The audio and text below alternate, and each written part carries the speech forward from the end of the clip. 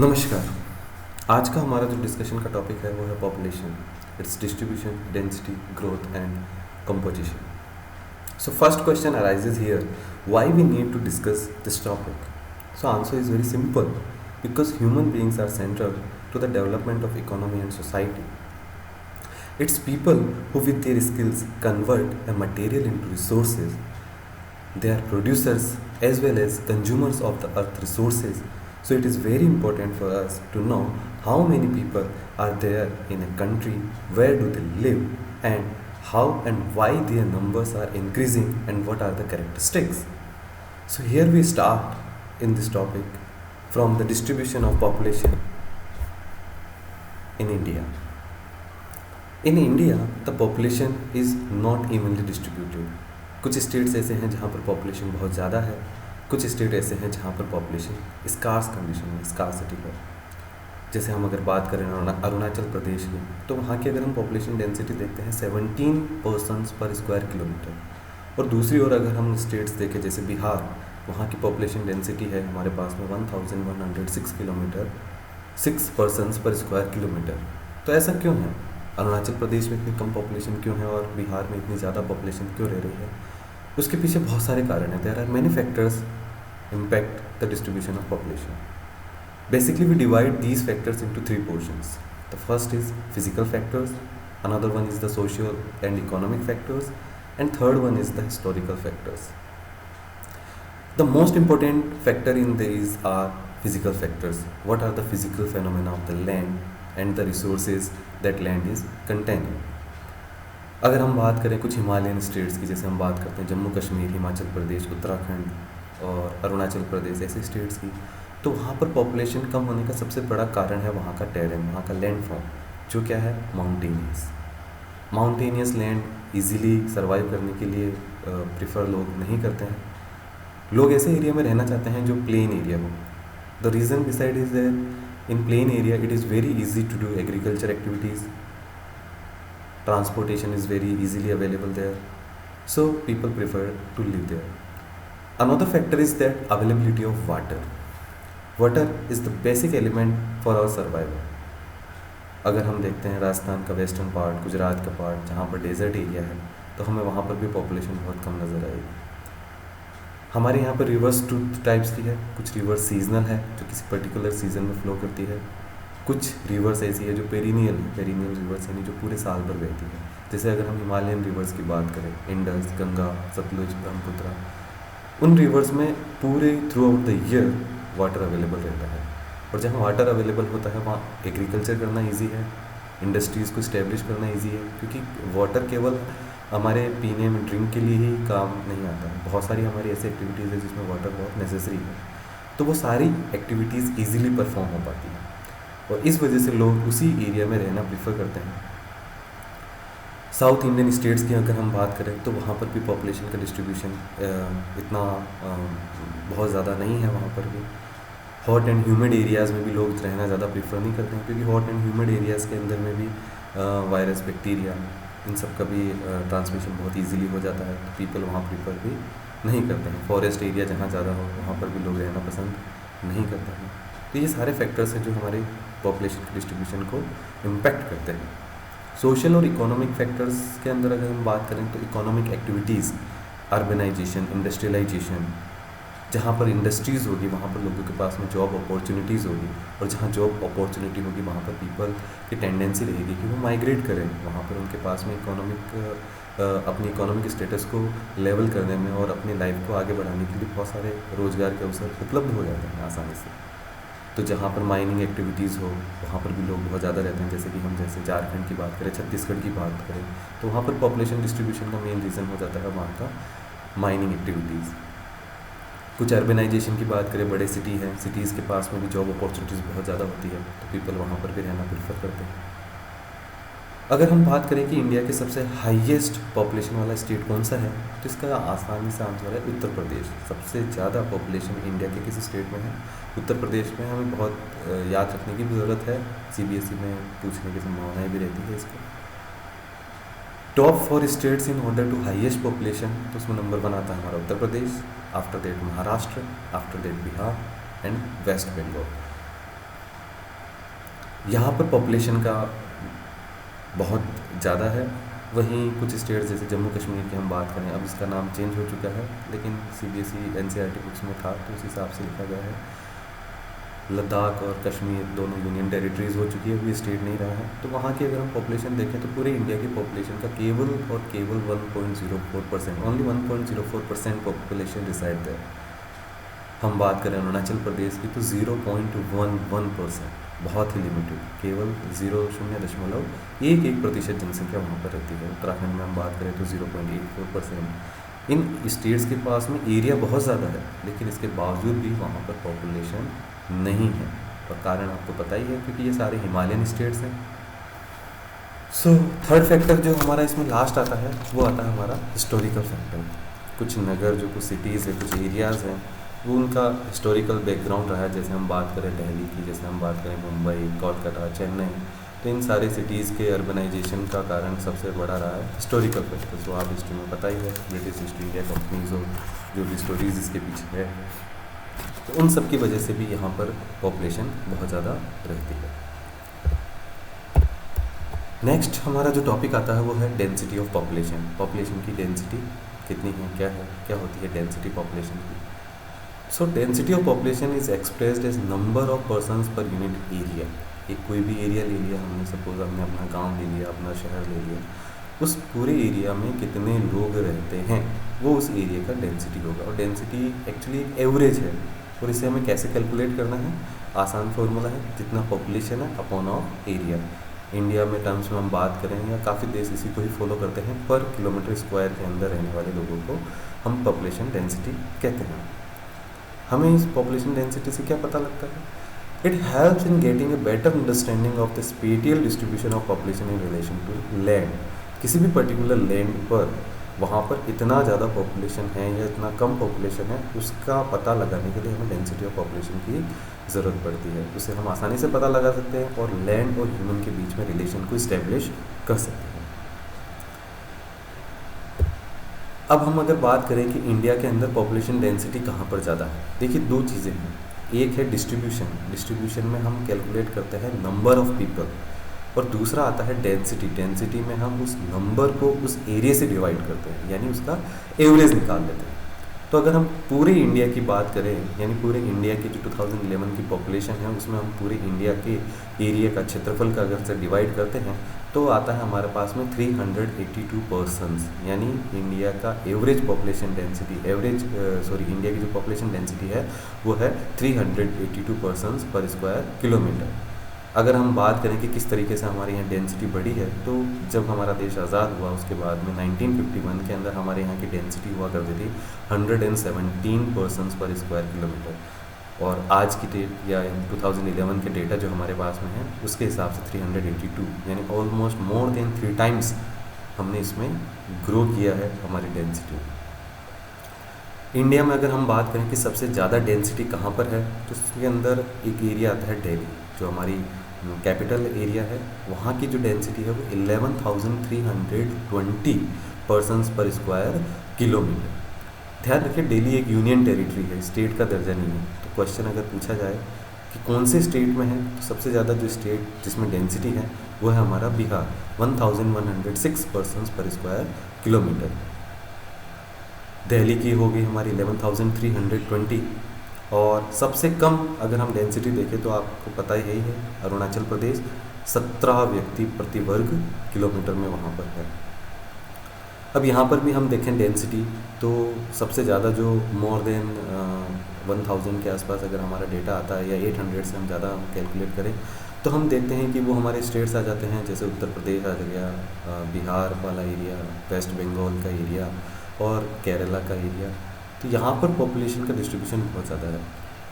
अगर उत्तर प्रदेश, बिहार इस एरिया की बात करें तो यहाँ पर सबसे ज़्यादा डेंसिटी होने का एक रीज़न है, वो आपको पता है गैंगेटिक प्लेन, गंगा का मैदान यहाँ पर है। फिजिकल फैक्टर्स है जो इस एरिया को डिफाइन कर रहे हैं, और उस वजह से यहाँ पर डेंसिटी बहुत ही ज़्यादा हो गई है। अरुणाचल प्रदेश में बात करें हम, राजस्थान के वेस्टर्न पार्ट की बात करें, जम्मू कश्मीर की बात करें, तो यहाँ पर भी डेंसिटी कम होने का रीज़न वही है, physical factors and availability of waters. एक सीरीज़ हमें ये याद रखना ही है कि नॉर्थ इंडियन स्टेट्स में सबसे ज़्यादा जो पॉपुलेशन डेंसिटी है वो है बिहार की 1106। Second number state population density में इंडिया में आता है हमारा West Bengal 1028, and after that Uttar Pradesh 829। अगर हम सदर्न स्टेट्स की बात करें हमारे, तो वहाँ पर सबसे हाईएस्ट है केरला के अंदर 860, और आफ्टर दैट तमिलनाडु के अंदर 555। पेनिनसुलर स्टेट्स में ये दोनों ही सबसे ज़्यादा पॉपुलेशन डेंसिटी रखते हैं, और उसका वह कारण भी है, केरला के पास में और तमिलनाडु के पास में कृष्णा कावेरी जैसी रिवर्स का फ्लो है, तो इस वजह से वहाँ पर पॉपुलेशन बहुत ज़्यादा है। और वो भी रिवर्स जो है वो भी सीजनल नहीं है, वो भी लगभग पेरिनियल ही है। The hill states of Himalayan region and north eastern states of India have relatively low densities.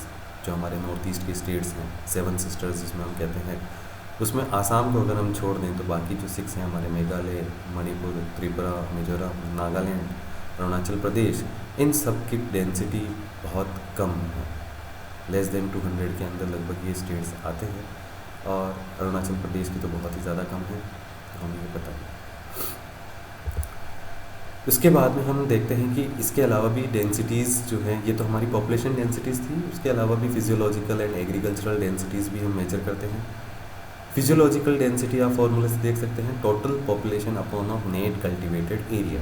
अब हमारा इसमें से क्या निकलता है, हम आखिरकार क्यों ये फिजिकल जो डेंसिटी है उसको पढ़ने का क्या रीज़न है। इससे हमें क्या पता लग रहा है कि how many peoples are relying on a certain area of land. किसी एक पर्टिकुलर लैंड पर कितने लोग निर्भर हैं, आजीविका के लिए नहीं, खाने के लिए, भोजन के लिए एक पर्टिकुलर एरिया पर कितने लोग रिले कर रहे हैं या उस पर निर्भर हैं, वो हमें पता लग जाता है फिजियोलॉजिकल डेंसिटी से।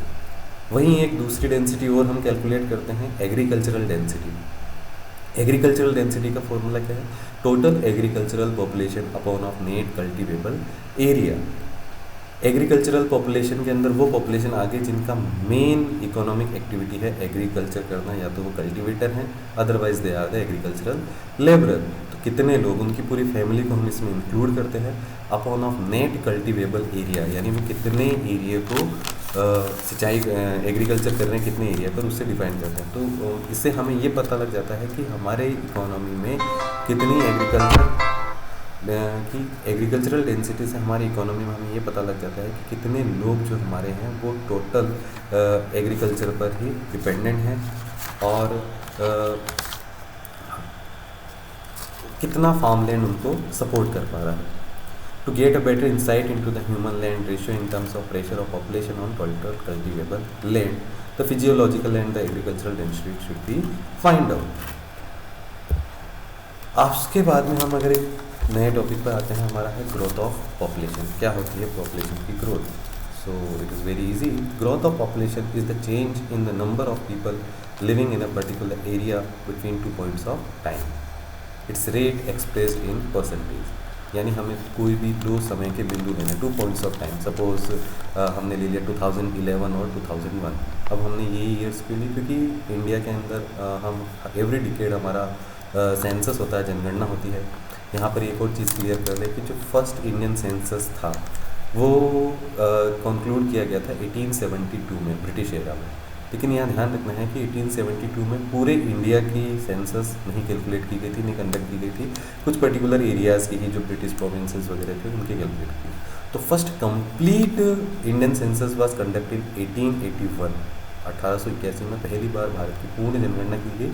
और उसके बाद में हर 10 साल में, एवरी 10 ईयर हम जनगणना करते हैं, हमारा सेंसस का कंडक्ट होता है। सो अगर हमें कहीं भी पॉपुलेशन की ग्रोथ निकालनी है तो हमें कोई भी 2 पॉइंट को चुनना होगा, किसी भी टाइम के 2 पॉइंट को चुनना होगा। जैसे हमने चूज़ कर लिया 2011 और दूसरा हमने ले लिया 2001। तो 2001 में जो पॉपुलेशन है और 2011 में जो पॉपुलेशन है, यानी 2001 से 11 में जितनी पॉपुलेशन बढ़ी उसका अगर हम परसेंटेज निकाल लें तो उसे हम कहते हैं growth of population. It could be positive और इट कुड बी नेगेटिव, दोनों हो सकती है। पॉजिटिव ग्रोथ भी हो सकती है, नेगेटिव ग्रोथ भी हो सकती है। अब पॉपुलेशन की ग्रोथ किस पर डिपेंड करती है? सो इट्स वेरी बेसिक कि पॉपुलेशन किस में बढ़ेगी, बर्थ रेट पे। जितने ज़्यादा बर्थ होंगे उतनी पॉपुलेशन बढ़ेगी, और पॉपुलेशन कम होने का चांसेस क्या होगा, डेथ रेट पे। जितनी डेथ होती जाएगी उतनी पॉपुलेशन कम होती जाएगी। तो बेसिकली पॉपुलेशन ग्रोथ को हम 2 कंपोनेंट्स में डिवाइड करते हैं। एक होता है हमारा नेचुरल ग्रोथ और दूसरा होता है हमारा induced growth. Natural growth simple है, बर्थ माइनस डेथ, यानी जो पॉपुलेशन है उसमें हम बर्थ को ऐड कर देंगे और डेथ को निकाल देंगे तो हमारे पास में नेचुरल ग्रोथ आ जाएगी। लेकिन एक्चुअल प्लेस में अगर हम देखें तो it is not easy, actually हमें इसमें पूरा डेटा सही से नहीं मिल रहा है, क्योंकि पॉपुलेशन को जो सबसे बड़ा फैक्टर डिफाइन करता है वो होता है हमारा माइग्रेशन, क्योंकि लोग एक जगह से दूसरी जगह मूव करते हैं। तो इस फैक्टर को ध्यान में रखते हुए जो एक्चुअल ग्रोथ ऑफ पॉपुलेशन हमें अगर निकालनी हो, इंड्यूस्ड ग्रोथ ऑफ पॉपुलेशन निकालनी हो, तो हमें उसे में दो चीज़ और भी इंक्लूड करनी पड़ती है, birth rate minus death rate plus इन माइग्रेशन माइनस आउट माइग्रेशन। इन माइग्रेशन मतलब जितने लोग बाहर से उस पर्टिकुलर प्लेस पे आए, और आउट माइग्रेशन में वहाँ से जितने लोग चले गए, उन दोनों को भी हम अगर एडिशन और सब्सट्रैक्शन कर दें तो हमारे पास में एक्चुअल ग्रोथ ऑफ पॉपुलेशन आ जाएगी। अगर हम इंडिया की बात करें तो हमारे यहाँ 2011 में इंडिया की जो ग्रोथ रेट है वो थी 1.64%, यानी हर साल हमारी जनसंख्या जो है वो 1.64% की वृद्धि दर से बढ़ रही है। एक कॉन्सेप्ट और हमारे यहाँ पर आता है पॉपुलेशन डबलिंग टाइम, एक ऐसा टाइम जिसमें पॉपुलेशन हमारी डबल हो जाए। सपोज एक टाइम पीरियड के अंदर किसी एक्स प्लेस की पॉपुलेशन 100 है, जैसे मान लिया 1951 के अंदर एक एक्स प्लेस है जिसकी पॉपुलेशन हो जाती है 100, और वहीं उस प्लेस की 1981 में पॉपुलेशन हो जाती है 1000। तो 1951 से 1981 के बीच का यानी 30 ईयर्स का जो पीरियड है वो उसके लिए हो गया population doubling time. So population doubling time is the time taken by any population to double itself in its current annual growth rate. अब यहाँ पर हमें जो मेन डिस्कशन करना है वो इंडिया की डिकेटल ग्रोथ रेट के बारे में करना है। 1901 से 2011 का जो फेज़ रहा है उसमें हमारी पॉपुलेशन किस तरीके से चेंज हुई। तो यहाँ पर आपको दिखाई दे रहा है इसमें ग्राफ के अंदर 4 फेज़ दिखाए गए हैं। पहला फेज़ हमारा होता है स्टेगनेंट फेज़, दूसरा फेज़ है स्टेडी ग्रोथ फेज़, थर्ड हमारा जो फेज़ है वो है एक्सप्लोजन फेज़, एंड फोर्थ हमारा है स्लो डाउन फेज़। 1901 का हमारे यहाँ पॉपुलेशन डेटा से हमने लेना स्टार्ट किया है। 1911 जो कि हमें आपको पता ही है हर 10 ईयर के अंदर हमारा सेंसस जो कंडक्ट होता है उसके हिसाब से। तो यहाँ पर जो ऑरेंज लाइन है वो क्लियरली दिखाती है हमारी ग्रोथ रेट को, परसेंटेज ग्रोथ रेट को, और जो ग्रीन लाइन है वो हमारे यहाँ पे शो कर रहा है ग्रीन लाइन कर्व के अंदर टोटल पॉपुलेशन को, और जो light pink colour light yellow colour के अंदर जो आपको लाइन नज़र आ रही है यहाँ पे, ये हमारे शो कर रही है एब्सोल्यूट नंबर, यानी पुरानी जो लास्ट हमारा सेंसस है उससे नए सेंसस में कितने का डिफरेंस हुआ। तो हमारे लिए यहाँ दो कर्व जो इम्पोर्टेंट है वो एक ग्रोथ रेट का है और टोटल पॉपुलेशन का है। तो अगर हम ग्रोथ रेट की देखें तो 1911 के अंदर हमारे यहाँ की ग्रोथ रेट थी 5.75%, यानी 1901 से 1911 में 5.75% लोगों की ग्रोथ हुई थी।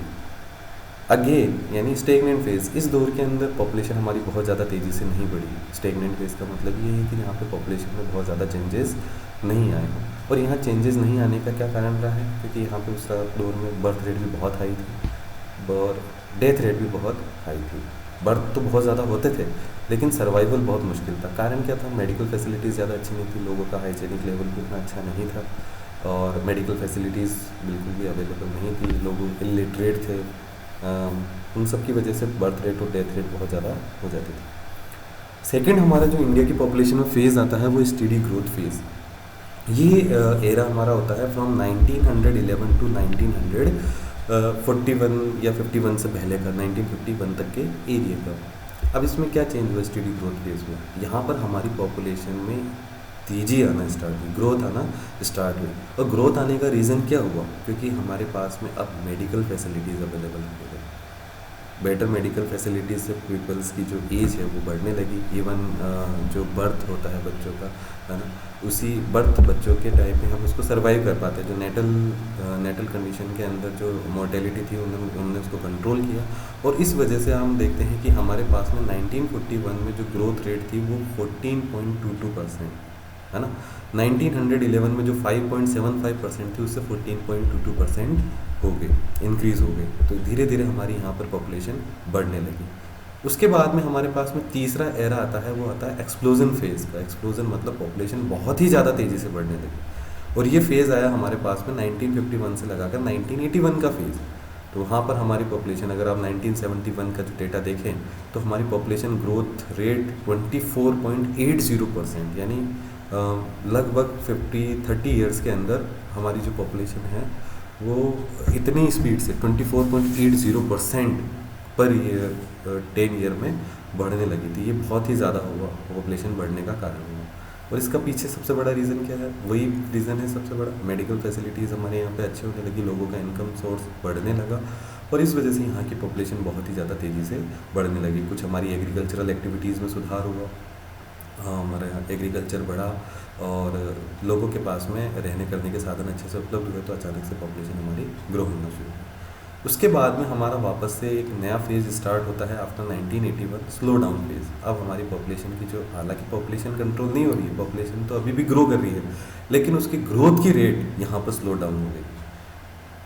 ये ध्यान रखना है कि 1981 के बाद पॉपुलेशन कम नहीं हुई है, पॉपुलेशन तो अब भी बढ़ रही है और अभी भी टिल डेट हमारी ग्रो ही कर रही है, लेकिन उसकी जो ग्रोथ की रेट है वो हमारे यहाँ स्लो डाउन हो जाती है।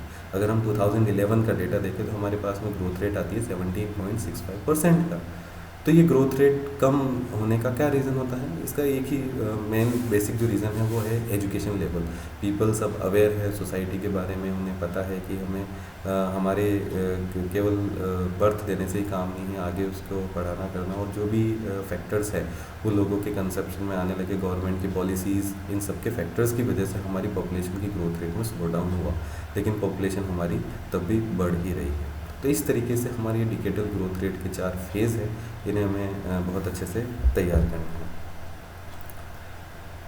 अब हम बात करें कि पॉपुलेशन ग्रोथ क्या इंडिया में एक ही जैसे हो रही है, तो ऐसा नहीं है। इंडिया की जो पॉपुलेशन ग्रोथ है वो अलग अलग स्टेट्स में अलग अलग तरीके से है। हम बात करते हैं केरला, कर्नाटका, तमिलनाडु, आंध्र प्रदेश, उड़ीसा, पुडुचेरी, गोवा जैसे स्टेट की, तो वहाँ पर जो ग्रोथ रेट है वो कभी भी 20% से बाहर आई ही नहीं है।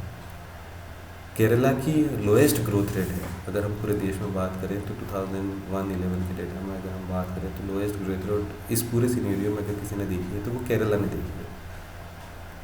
इसके अलावा west to east and north west, north and north central part of the country, वहाँ पर ग्रोथ रेट बहुत ज़्यादा तेज़ी है और उसका कारण वही है गैंगेटिक प्लेन वहाँ पर अवेलेबल है, रिवर्स अवेलेबल है, तो पॉपुलेशन बहुत तेज़ी से ग्रो हुई है।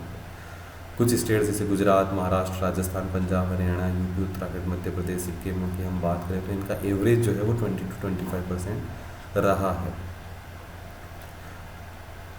Tamil Nadu 3.9 percentage points and Puducherry have registered some increase during 2001-11 over the previous decades. और भी जो कम स्टेट्स वाले आते हैं जैसे तमिलनाडु है, पुडुचेरी है, इनकी भी 2011 के अंदर हमारे यहाँ पे कम हुई ग्रोथ रेट। तो ये हमारे आज के टॉपिक थे, ये पार्ट फर्स्ट था। पार्ट सेकंड भी आपके पास में आएगा जिसके अंदर हम कॉम्पोजिशन की बात करेंगे, पॉपुलेशन के कॉम्पोजिशन के लिए। बहुत बहुत धन्यवाद।